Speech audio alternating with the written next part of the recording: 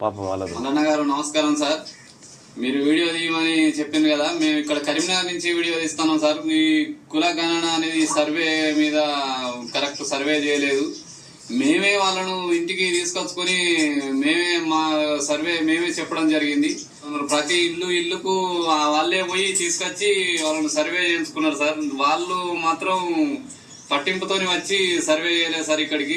అంటే మాకు జరిగిన సమస్య ఇది. మేము పోయి తీసుకొచ్చుకొని సర్వే చేసుకున్నాం. పోయి పిలుచుకొచ్చుకుంటే ఊరికి ఎట్లా జరిగిందో మాకు తెలియదు. కానీ ఇక్కడ కరీంనగర్ లో నాకు తెలిసిన ప్రకారం మా ఏరియాకు మా వార్డుకు మాత్రం మేమే పోయి వాళ్ళను సర్వే చేయమని మేమే తీసుకొచ్చుకొని మా ఇంటికాడ కూర్చుని పెట్టుకొని మా గురించి మాకు ఇల్లు లేదు, మాకు ఏమేమి ఉన్నాయి ఏమేమి లేవు అని చెప్పడం జరిగింది. మా కులం మేము చేసే వృత్తి అన్ని చెప్పడానికి మేము తీసుకొచ్చుకోవడం జరిగింది. ఎందుకంటే బీసీలకు అన్యాయం జరుగుతుందని అర్థమయ్యి వాళ్ళని తీసుకొచ్చుకోవడం జరిగింది. బీసీలకు ఏదో ఇప్పుడు రాజకీయంగా ఎదుగుతారు కాబట్టి రెడ్డిలు ఈ రకంగా సర్వే చేయించలేదు.